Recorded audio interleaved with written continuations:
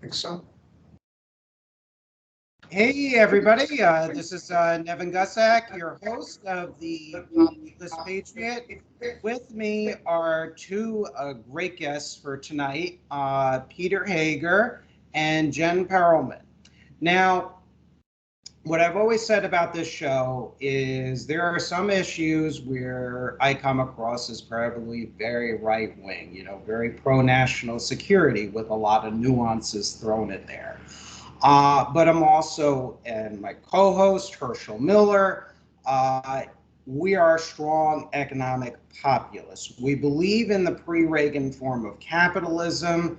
We believe in a non-xenophobic form of nationalism that enhances American power and unifies Americans of good faith and goodwill across class, race, and many other differences. Now, Peter and Jen, they have worked extensively with the progressive populist wing of the Democratic Party right here in sunny South Florida.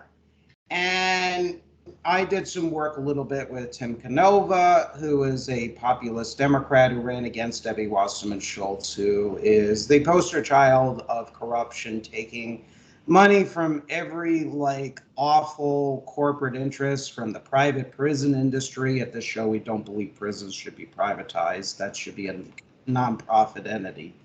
Duh. And payday lenders. Now, this show, including my last book, I have called for the restoration of postal banking because payday lending is an absolutely predatory industry. And we need to maximize the incomes of the poorer people so they could afford goods and services. But anyways, I digress. So Peter and Jen, they've worked, and I believe both of you have run in congressional campaigns. I think, Jen, didn't you run? I ran against Debbie Wasserman Schultz in 20 in the primary, and Peter was my campaign manager. Perfect. Okay, so you guys are friends of this show, fellow populists. We're going to be having, hopefully, Peter and Jen on periodically in the future to discuss Florida politics, the clusterfuck called Florida politics. And you guys can curse on the show. That's fine. It's we can be earthy on this show. We're down to earth. So anyways, what I wanted to do is interview you about both of your backgrounds, your political beginnings, your stances on the issues, and future plans for developing a badly needed populist coalition here in Florida that could hopefully transcend right and left. So welcome to the show. Thank you so much for inviting us. Sam? I would definitely say, for both of our sakes, we just kind of, we're part of, all three of us were at one point or another connected with Tim Canova's campaign against Wasserman Schultz in 2016. That's how Jen and I had initially met. And we had stayed in touch,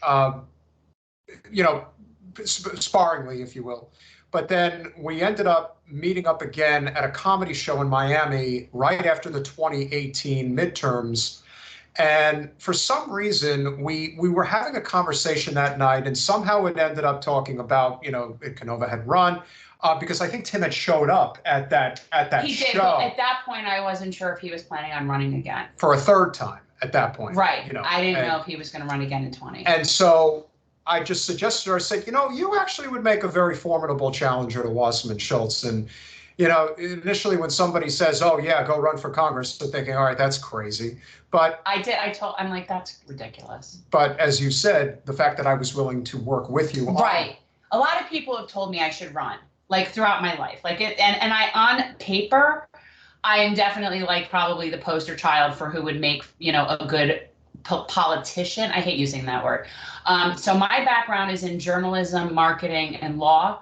And I actually went to law school with the intent to do lobbying for nonprofit. So my goal was to, I had high hopes at one point that I thought Barry Scheck and I would run the Innocence Project together. I had dreams, but I ended up actually practicing law for a while, that I always have been interested in policy, and I've always been interested in sort of fighting for the underdog. And when I was practicing law in the beginning, I was doing criminal defense. These are people that would be getting public defenders, but in Texas, there's no public defender's office in the main counties. They give appointments from the bench, so that's what I was doing. And I have a very defense-oriented streak. Like I would always be a defense attorney. I could never be a prosecutor. That would just not be. Those, to me, I always said those are the kids that were safety patrol in elementary school, and I was not with those kids. So I just, you know what, when he suggested it to me, I'm like, okay, I've heard it before, but no one ever offered to help. It's like, you should run for office. You should run, okay, yeah, sure. And people have no idea what that entails. We didn't really know all that it entails. You don't know until you go through it. But on paper, my background is like handpicked to do what we're doing. And it comes in handy.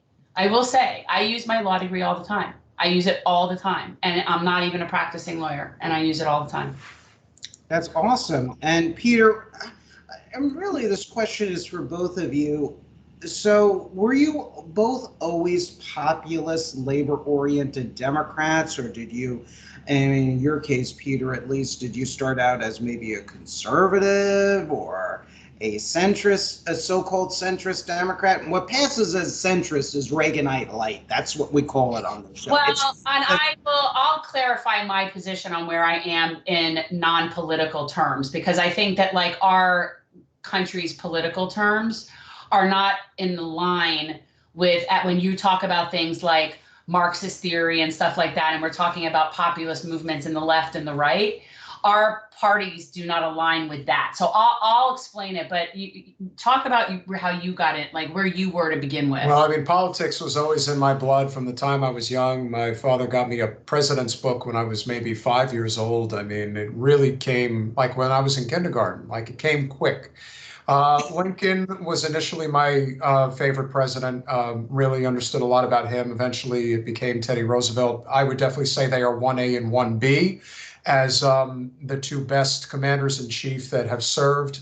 You can make an argument for FDR and even George Washington. I think that politics is very important. And generally speaking, when we're talking about the core key issues that we fight for on a daily basis, the overwhelming majority of people are fighting for the same thing. But where were you when you started out, like politically, philosophically? I've always been very pro-labor. That's just something that I've always believed in. I was a service worker from the time I was 15. Took on a lot of different jobs over the course of many years. For me, it's just vested interest in making sure that we have a stable society. And if your working class is not stable, you don't have a stable society. And right now, the working class is as undermined as it's probably been since the Great Depression, and that's not hyperbolic. So to say that we're in a very bad way, considering what transpired from the years of, I would even say that the best years in terms of economic upward mobility in this country was from FDR to JFK. Following Jack's assassination, it was kind of a stagnant period for about 15 years until ultimately you got Reagan in there, who completely changed the country, and not for the better. Although I do think there were some things that Reagan did do as president that were very good. I equate it to he had an extremely successful first term, and he had one of the worst second terms any president could ever have. And the things that were sort of set in motion, from the tax cuts to removing the Fairness Doctrine in 1987, the stock market crash at the end of 1987, the fact that the tax cuts went from 50% for marginal tax rates, which should have held and should still be today, went all the way down to 28%. It's had immense ramifications, which led, of course, into the Clinton years. Can I just ask you, I'm just going to get you back on the topic of his question, because I'm trying to follow it from the interview perspective, where you are politically and how you got to where you are. Okay, so you started out always being like a populist person, and then what happened? I'm sorry. Well, I'll get him to focus on the questions. I'm working on it. I have the same issue too. I love talking about this. This has been in my blood since I was in 7th and 8th grade, and I have my mother and stepfather to thank for this. I'll give robotic answers from now on. No, but just stay on talking about your Peter, I feel you. We're the same, it seems like, in this discussion. I initially thought that there were some merits to the Clinton, presidency, and I didn't really realize it because I was too young at the time to really understand. But I would definitely say that the election of 2000 was really my political awakening. That's when a lot of the things that I believe in were really put into place. I did not think that Al Gore was a good candidate. I think he made horrific mistakes, probably fumbled away a surefire presidency, which ultimately he did win. He was never winning with Lieberman. But he still won anyway. He still won Florida. That's true. It should never have. But then the argument, of course, becomes he lost his home state of Tennessee. And so the fact that there were these mistakes that were made along the way, you can again, the Supreme Court took that election away from him. There's no question that he did.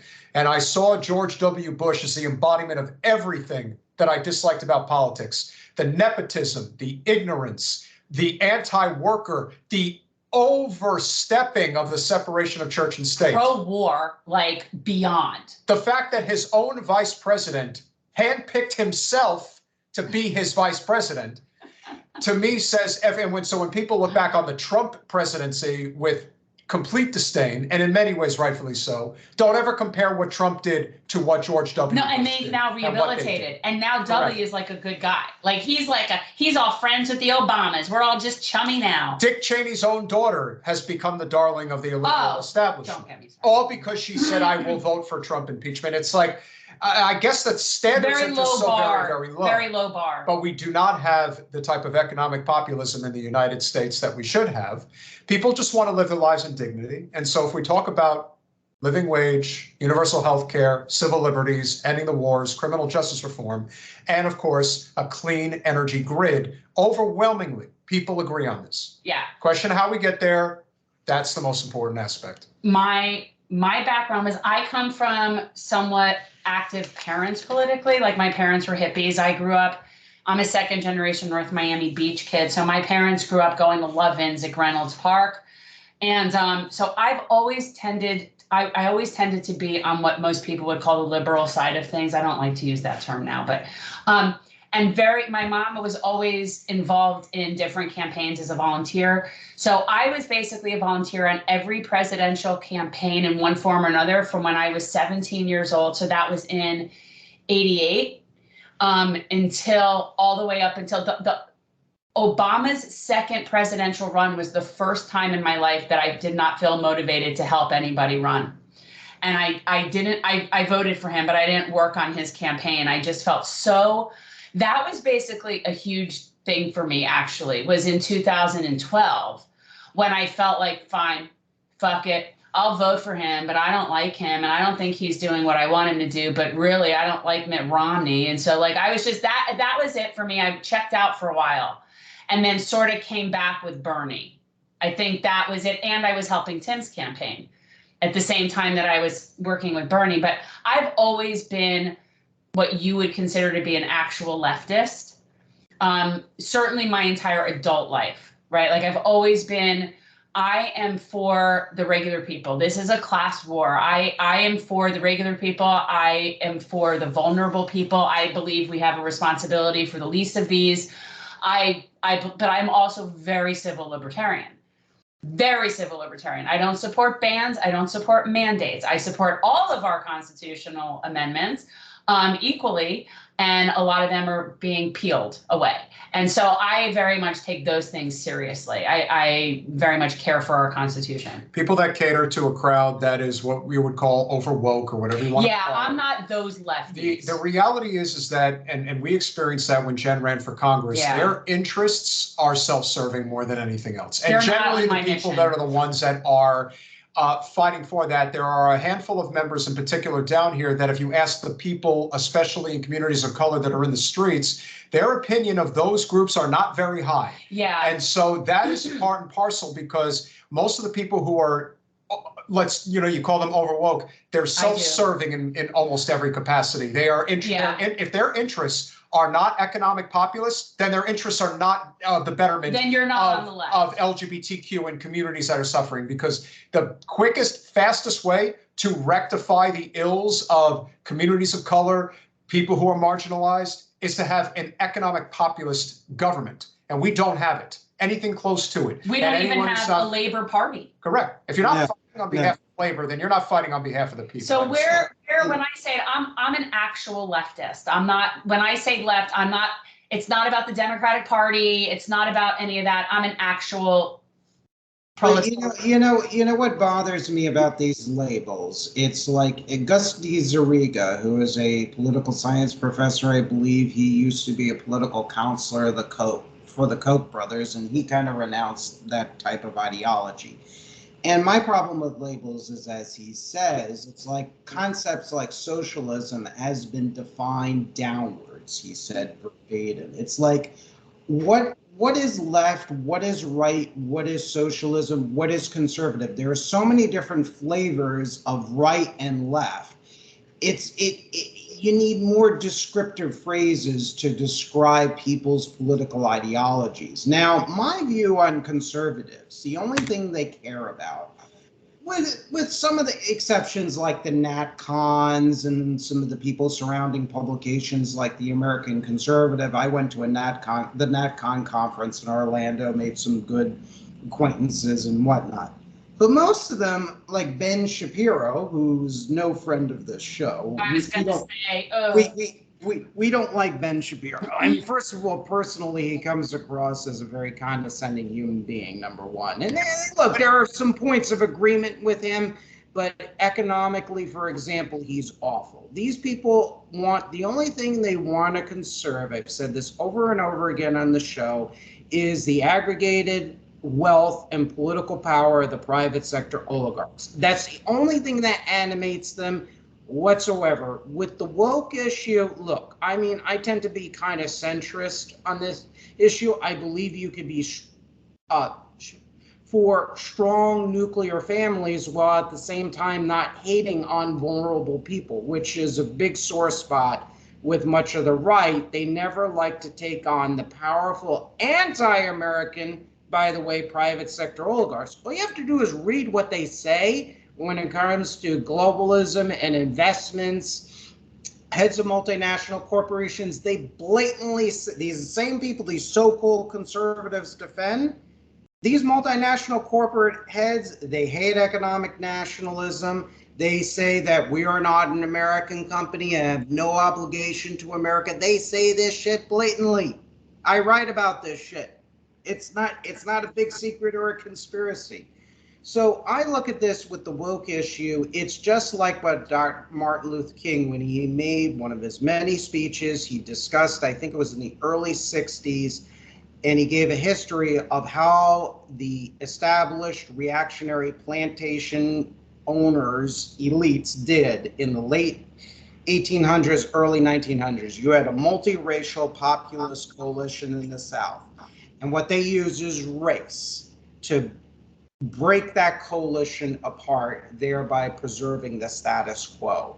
And I would argue that elements, particularly the corporate Democrats that use woke issues or over woke issues, it's just like what the established elites in the South did in the late 1800s and early 1900s. It's to use divisive issues.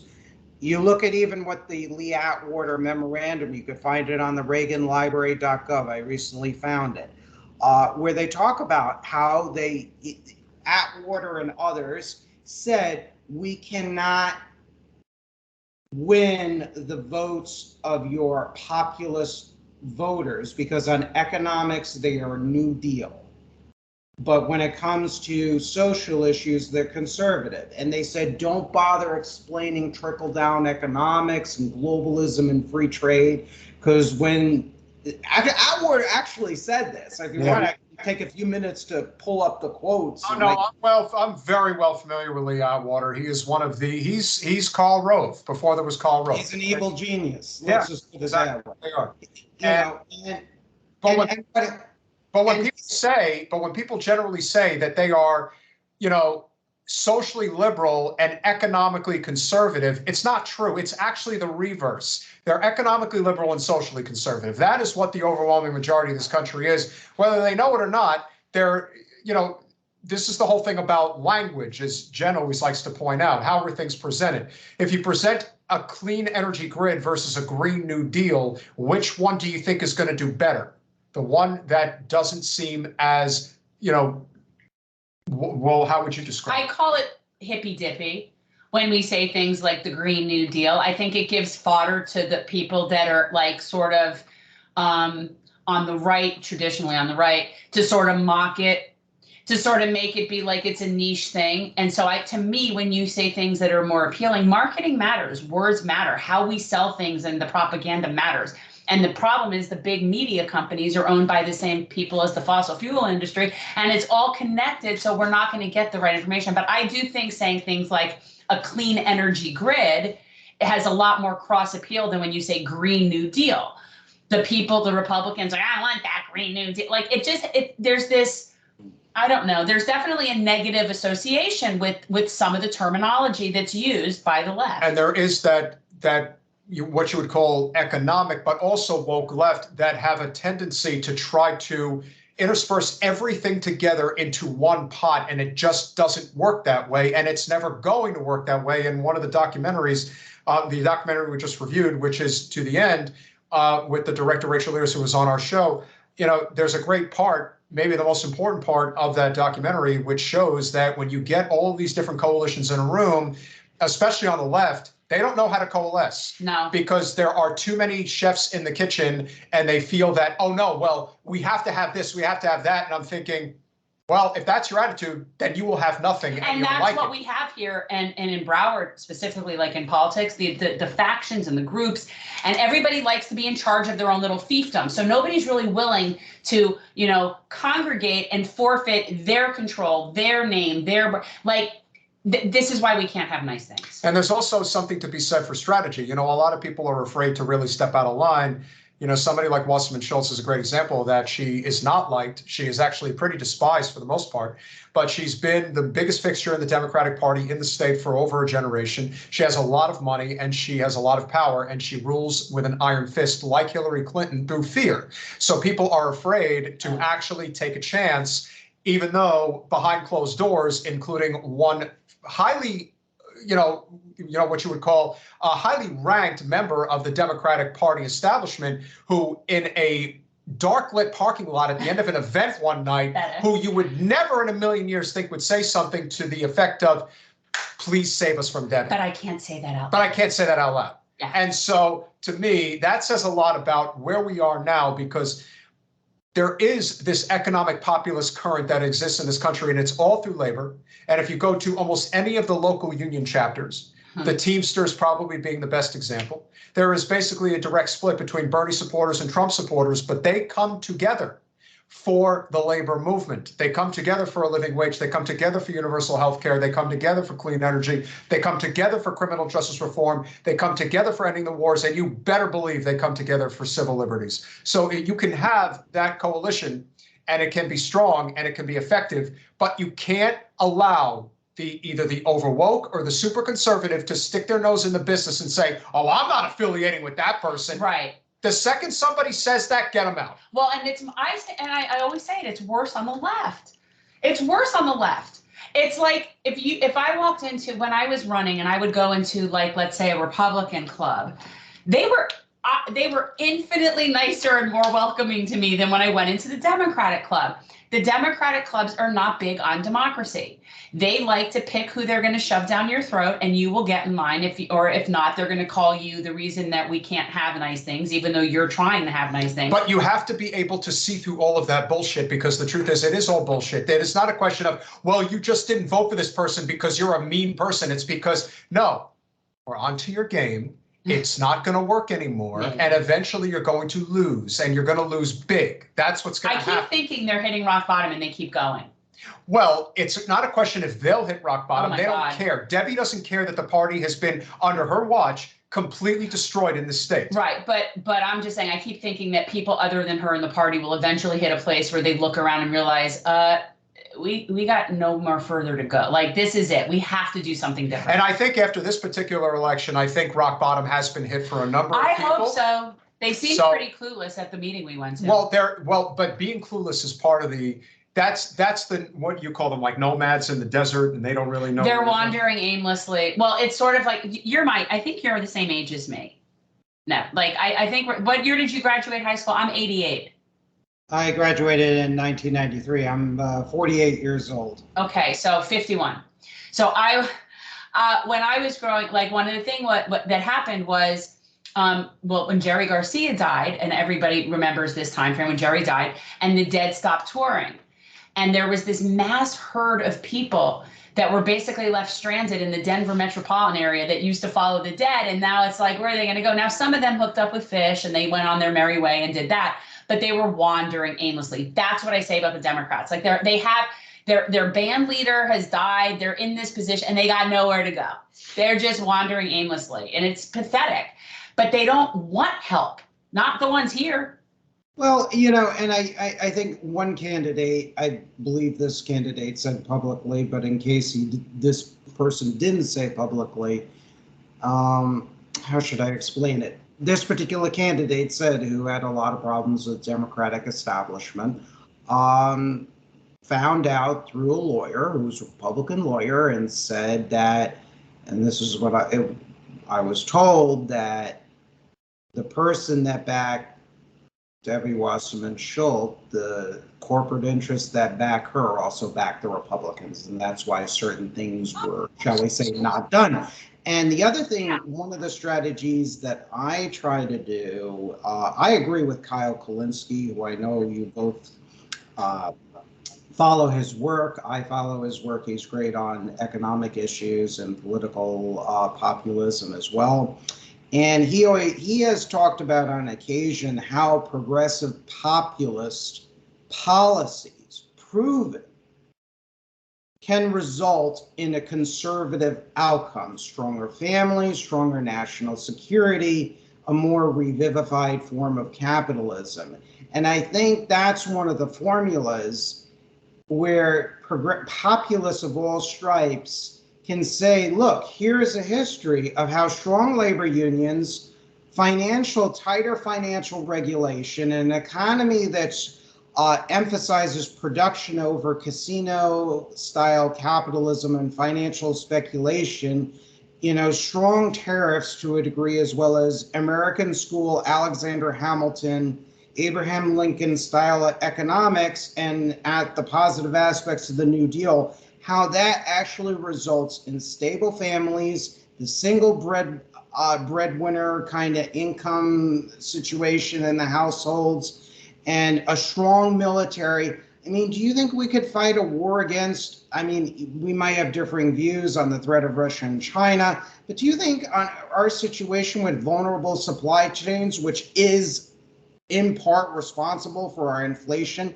do you think we could fight against a massive coalition of Russia and China, which at least is more self-sufficient in its war industries compared to the United States? You talk about Dick Cheney and everything. Dick Cheney under the first Bush administration was largely responsible, as well as others, in the privatization and outsourcing of military production. So I look at this and I say progressive populist policies leads to conservative outcomes. And I believe this is how you can win conservative voters. And it's going to have to be a very intense historical education. It's one of the reasons why I have this show. Most of my viewers, at least 3/4 of them, are right-wing to even far right. And some people unsubscribe to me. They don't like what I say. I've gotten into some shouting matches on the comment section on YouTube.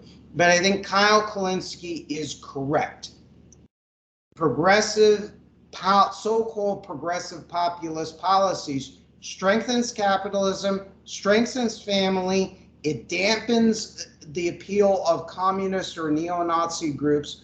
I challenge the audience to read my books, to Google why people join DSA or the Traditionalist Workers' Party, the Neo-Nazi Party, Matt Heimbach. They all said, why? Because neoliberalism and market fundamentalism and globalism and disinvestment has failed people. It's a complete failure. It's a complete failure. Clusterfuck. It is class warfare. There absolutely is class warfare. I laugh and I bristle when people say, well, America doesn't have classes. I'm sure you've heard that trope before. Really? Really? Really? I try to remind people all the time that the rise of Hitler did not come out of anti-Semitism and racism. It came out of economic desperation, and they used racism and anti-Semitism as a way of corralling the masses because they had nowhere else to go. It's Exactly. like you do not understand the Treaty of Versailles and what that did. I still maintain that Woodrow Wilson is one of the worst presidents in our nation's history, You're back to despite presidents. what our history books will tell us. And so with that said, you know, you look at where the country is now and everyone's like, oh, we're descending into fascism. And I'm like, I wonder why that is. Could it be because you have tens of millions of people who can't put food on the table? Well, you look, I take it one bit, how many, you both, I'm sure, have read Mark Blythe, the political economist, I think from the University of Rhode Island. He wrote a book called Austerity.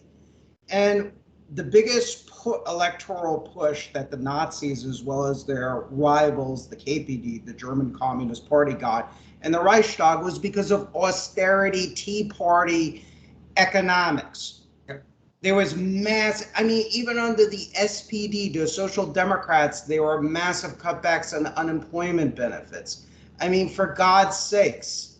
And so you had this, and we might disagree on this. You had a toxic brew of racial nationalism and German Nazis, this sort of unorthodox version of socialism. And I know that's a hotly contested thing. It's something I've read. It's not really socialism. It's not, that's not really socialism. No, I think that it's as well as anti-Semitism. It's this toxic brew. Yeah. That's true. But we could have a whole show on this. No, I definitely agree that the initial stages of the Third Reich, the National Socialist Party, at least between 1933 and probably 1937, somewhere around there, it was a relatively socialist party. But the second Hitler realized that he had the country under his thumb is when the war machine really started to take off, and he realized that he could get them to do basically whatever he wanted. He took the country literally from nothing and turned it into the most powerful nation in Europe. And sure enough, it was a nation that, had they done the right thing militarily, which they didn't, they would have taken over the world more than likely because they were that close to Moscow. And so these decisions that were made over the course of less than a decade, it is amazing how much change happened. But it all happened as a result of a global financial catastrophe, which was the Great Depression. And there are a lot of directions that ones will take. We are reliving. This is that moment right now where the economic catastrophe is a result of the COVID lockdowns and everything that has transpired, the supply chain issues, the fact that neoliberalism is in the White House again at the worst possible time that they could be in charge of the world, is leading to this underbelly of people are getting really angry. Like the idea that we don't have mass shootings all the time. Yeah. People should be thankful that isn't happening, because that is what history has shown. You know, when they took over Russia, they pulled the oligarchs into the streets and they shot them dead. Well, and it's like, and then people like Nancy Pelosi, and people are so shocked that they broke into my house. Yeah, Marie Antoinette. That's the kind of crap that's going to happen when you're showing off your freezer. Yes, thank you, thank you. Like, are you kidding? And the general elitism of and it is more, I do see it more in the Democratic Party. I do. I hate to, I do. The elitism, and it's like there's the oblivion. Well, I think that a great example would be the difference between Mitch McConnell and Nancy Pelosi. Both of them are the most detestable people in all of politics. The big difference between the two of them is that Mitch McConnell is from Kentucky. He doesn't flash his money. He doesn't offend people the way that San Francisco's own Nancy Pelosi. He doesn't come off elitist. She is the embodiment of the most elite in society. And that is part and parcel why people will vote against their own economic interests. They hate neoliberalism. They hate elitists, and it's true. And they come off that way. And you know, I've been saying it for a very long time. They cannot build their moats wide enough. You cannot build your moats wide enough. And I actually do believe, and this is in a nonviolent manner, that people that are in a position of representation, whether it's Kirsten Sinema or Ted Cruz or whoever else is complaining, or even Brett Kavanaugh, that they are eating out and they're being disturbed in the public. Those people should not have a moment's peace in public from hearing about what they are not doing to serve the public that they're supposed to be serving. Now, again, non-violently, and I do not support breaking into people's homes. But when those people are in public, oh yeah, I follow Kirsten Sinema into the ladies' room and give her a piece of my mind. Those are our employees. You want to be a public figure? You want to be a celebrity, which is what these politicians think that they are? Okay, then you're going to get treated like one. Yeah. And if you don't like it, get the hell out of government, because you don't belong there. One of the most endearing things about Bernie Sanders is that you could tell he really didn't want to be famous. He didn't want the spotlight. He had his mission. He knew what he was fighting for. I can't say the same for other people that have flown on his coattails, but Bernie is definitely somebody who has. He had a mission. I'm fighting for my mission. I'm going to go out there and we're going to fight for economic populism in America. And everybody gets upset that he's a curmudgeon. Yeah, he's a curmudgeon who gives a damn about working people. Yeah. And that can't be denied. Yeah. That's all I care about. I don't care. And that's the same thing. I care about your platform and your policy and your voting record. I don't care if you're fat, thin, old, young. As long as you're competent and you have the right set of policies that's going to improve the position of our country. Yeah, extremism, collectivist extremism, whether it's racialist or communist, Marxist, Leninist, it's always the neoliberalism is the gasoline thrown on the fire. And let me remind our audience, Nancy Pelosi, correct me if I'm wrong, Jen or Peter, I believe it was Nancy Pelosi during the year 2020. She was the one that put those income caps on those COVID checks. Yes. So if you made $100,000 or more, you weren't eligible for COVID stimulus. And $100,000, if you live in Miami or LA or Washington, D.C. or Boston or New York City, that's barely getting by. And see, this is the thing. And, you know, as a National Review writer put it, and supportively, it's like we're just gonna make money off of each other. There's really no difference between the Democrats, the Democratic leadership and the Republican leadership on a policy level. Nancy Pelosi is a disaster. She's an opportunist, just like other corporate Democrats. I mean, look at Kristen Sinema. She started out Ralph Nader, Green Party, and she takes $750,000 from Big Pharma and kills some of the positive aspects of Biden's Build Back Better. And to me, Biden, well, first of all, I would never run for office unless I would do it as an independent. First, secondly, if I was doing anything, I probably would do what Roosevelt does and flay the economic royalists and blame and shame these people and try to run them out on the rail. And if I don't get a second term, I don't get a second term. But I think American people would at least at this point appreciate somebody actually giving a shit about their daily lives and how they're going to meet their next paycheck and put food on the table. Oh, I know that's what people care about. I know that's what people care about. But there also has to be people who are willing to martyr themselves, and unfortunately, most are not willing to do it. Bernie was not willing to be a martyr, and that was his biggest mistake. He had an opportunity to fall on the sword for this country. He was not willing to basically say they cheated me out of the presidency in 2016, which they did, and they proved it in court. And they had an opportunity, even if it meant Trump getting to the White House, which he got there anyway. You had an opportunity to really start the necessary unraveling of the corporatocracy that is the Democratic Party. He wasn't willing to go there. He's my good friend Joe, and I wanted to. Joe is not your friend. That to me is just, that's where you lose the country, Bernie.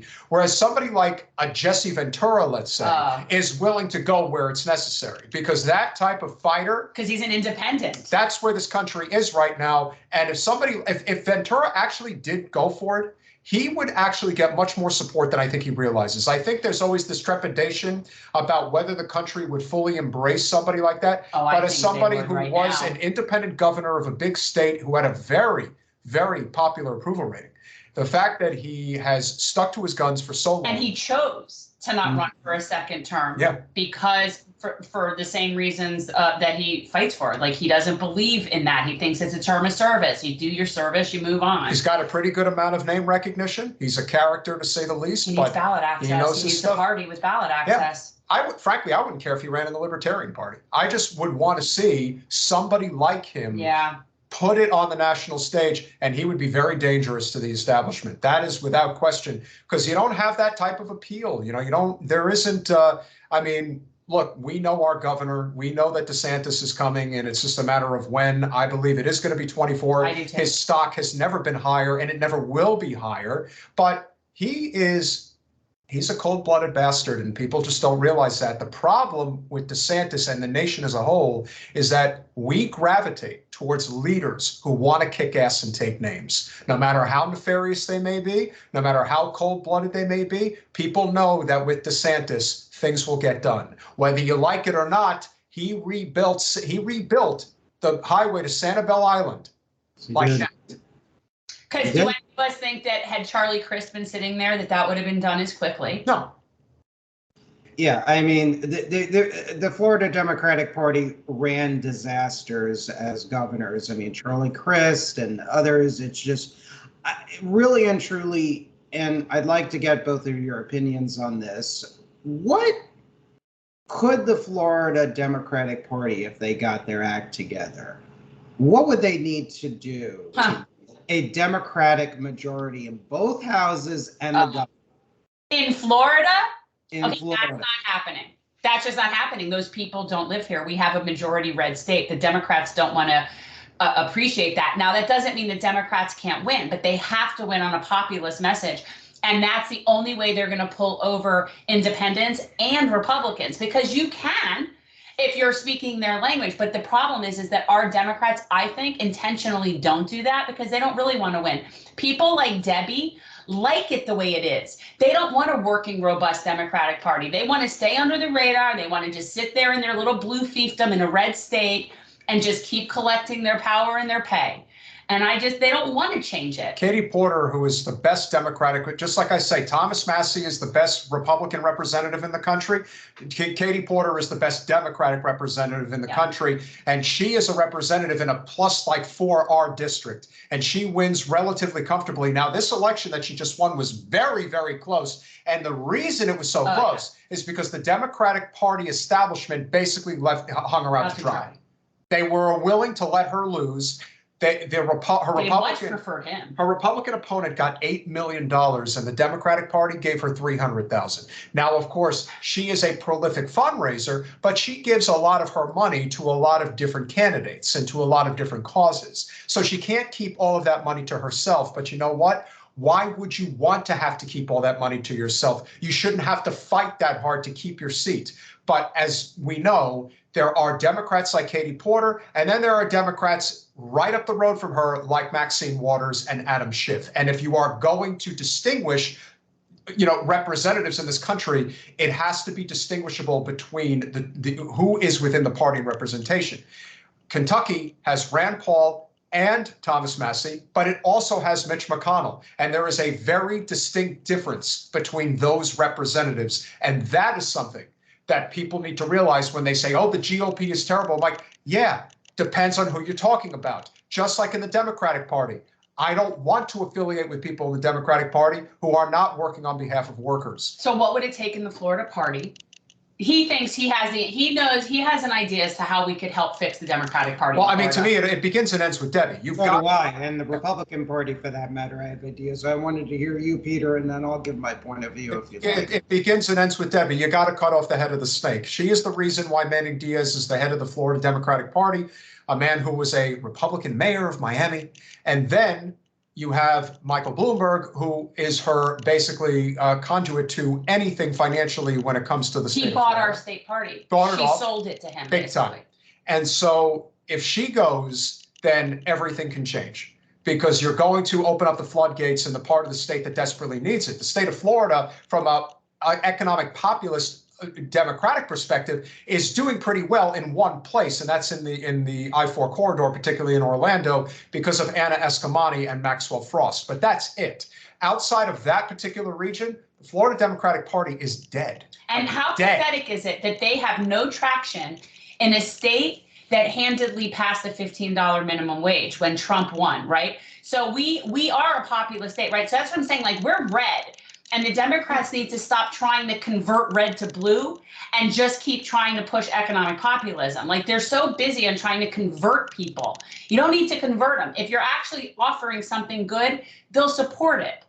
And I think if you wrap it up in an American flag and shows that how historically it worked back in the good old days in the 1950s, you had 35% private sector unionization rates. And I think there needs to be a retelling of the American story in such a way that shows that progressive populist policies actually strengthen capitalism, strengthen national security, and strengthens families and whatnot. And that's what I attempted to do in my 2-volume book called Turning the Page, my transition from conservatism to radical civic nationalism. I mean, and I show it with all the numbers, all the proof, and all the history. And there are other things that I would do that would probably be more controversial, like showing, for example, in the Republicans within the Republican camp by showing that, oh, you Republicans hate communism and socialism. Well, how come you're in bed with China and whatnot? Outread them too as well. And I know you progressives might not like hearing that, but if you want to win and you want to discredit the corporate wing, you have to show them they're a bunch of fucking hypocrites, that they're full of shit. They all care about the class interests of their donors, so they'll tack and say, oh, we're going to vote against tariffs on communist China, or we're going to vote TPP that will make Vietnam, as even I think Hillary Clinton said that Vietnam would be the biggest beneficiary. Oh, you're voting for Vladimir Putin's permanent normal trade relations with Russia? The entire freaking Republic, all the Republicans in the U.S. Senate and most in the House voted for that. And you guys claim you're anti-Putin, including these the quote, Russiagate people. They all knew how aggressive Russia was. The Cold War wasn't ended. The viewers on this show, you all heard Jeff Nyquist. He has dealt with national security people. They knew full well that it had aggressive intentions, but what? And let me tell you a story. Jeff Nyquist, he was the author I was telling you about earlier. He was told, and you mentioned this on this show before, he said he met the political counselor of a conservative billionaire who was a big donor. And he met with the head of Newsmax then, Christopher Ruddy. And Christopher Ruddy was like, look, Jeff, we agree with you. We know Russia, the Cold War isn't it, that the collapse was staged of Russia and China and everything else. We all know that. We agree with you, but we can't support your books and your writing because the billionaires at the time wanted to invest in Russia and China. And they said, well, we'll get missile defense and everything will be fine. So they want to make money helping the geopolitical enemies. We don't have missile defense. And oh, by the way, $6.5 trillion worth of Pentagon assets somehow not accounted for, but yet we can't have other things like EMP defense, missile defense, national health insurance, selectively subsidized taxpayer-funded free college that will cut down debt and everything else. We can't have that, but somehow we're given a pass on all this unaccounted for money and trillions in waste. So you look at that, and it's nuggets like that that turn me off from the Republican Party and so-called conservatism. Because in reality, it's schizophrenic, just like American foreign policy. It's schizophrenic. And I'm only concerned about the survival of our country as an independent entity and hopefully a more prosperous entity. And before we continue, let me ask, how long do you, we need to kind of wrap up a little bit. We've been like on this screen since 7:30. Yeah. Wow. Oh, wow. Okay. So just let's just wrap up a little bit, and maybe we could do this again sometime. But for tonight it's late, and I know he's going to start to get hangry. Okay. By the way, my favorite Republican in the House or the Senate, the late Congressman Walter Jones of North Carolina. If you don't know about him, look him up. He's amazing. Supported the repeal of Citizens United, anti-free trade, restoration of Glass-Steagall, against the tax cuts, which induce deficits and everything. Check him out. So as I was saying, this has been a great interview, great conversation. We could probably continue this for 3 more hours. Thank you so much, both of you, for coming on this show. We definitely would like to have you on again. Sure. Local populists, we got to unite. We got to stick together. And do you both have any concluding remarks? If you are not currently subscribed to Generational Change on YouTube, make sure you get over there. Generational Change with a J. With a J, very important. With Generational Change. Yeah. We're also on Spotify and Apple Podcasts. It is very important if you are interested in transforming politics into service, which is our primary topic of discussion. We are on the populist left, but we are nonpartisan. Our goal is to build as big a coalition within the labor movement as humanly possible. We're the proletariat. Legitimately. And so that is our primary focus. We are in Broward County, as is Nevin. And so we're a part of the country that has been very neglected in many ways. From that perspective, we need to bring it back, and we need that type of wholesale change that has been desperately needed for a long time. We build this coalition out stronger. It is certainly possible. So if you're not subscribed, please get over there, check out some of the videos, hit the like button, subscribe to all that wonderful stuff. And we have Jesse Ventura on We have. You would like to see that interview, so check out our interview with Jesse Ventura on our channel, and please subscribe. We would really appreciate it. Well, I subscribe to the channel. It's a great channel. If anything else, Peter, best impersonator of Trump and Obama. You got to check Peter's impersonations out next. Hopefully, Peter will bring Trump on the show one of these. He loves to do that. Here, you want to see him? Yes. Come on, bring it to the audience. I just want to let everybody know that Ron DeSanctimonious is a terrible person. He is getting in my way, and I don't like it. So believe me when I tell you, in 24, we are making America great again. Again. And it's going to start by getting rid of that terrible person who thinks he's taking my place. He's not taking it. It belongs to me. It's my party, and I'll cry if I want to. Nevin, great to see you. You're doing really great work. Appreciate what you do. Make America great again. Again. Mr. President. There you go. It's great stuff. And we'll have to have it. You know, humor is the best antidote. It is. Well, don't tell that to overwoke leftists. Yeah, see, that's the problem. He has no sense of humor. It was very nice talking to you. It was a pleasure talking with you both. We'll come back sometime in the new year and catch up and chat or whatever. Yeah, that sounds great. No, I'd love to have you guys back. And this has been a great interview. You both are a wealth of knowledge. We got to tap you more. Thank you so much. Nice to meet you. Thanks, Nevin. Nice meeting you. Happy and a healthy New Year. Merry Christmas. Happy Hanukkah. The whole 9 yards. Enjoy. God bless. Take care. Our Festivus on Friday. So if you're checking us out live on Friday, we're having our Festivus for the rest of us. Sounds good. Sounds good. I look forward to it.